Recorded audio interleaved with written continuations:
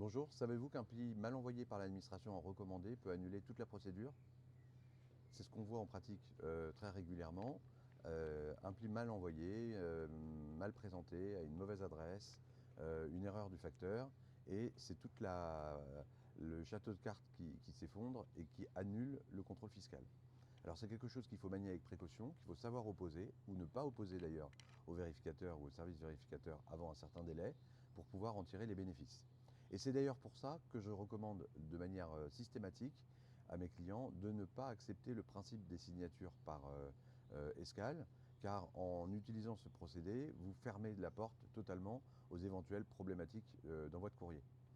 Euh, Vous partez vivre à l'étranger, vous faites quelques jours à l'étranger pendant les fêtes, vous acceptez l'ouverture d'un lien escale et c'est fini. Alors qu'un pli qui doit être envoyé en Europe ou dans un autre pays parce que vous l'avez signifié à l'administration, c'est beaucoup plus compliqué à organiser pour l'administration et le pourcentage de risque qu'elle commette une erreur est plus élevé et donc pour vous un pourcentage de chance d'annuler le redressement plus important.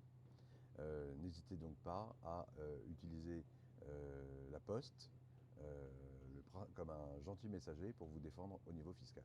J'espère que cette information vous sera utile et je suis à votre disposition pour vous accompagner. Merci.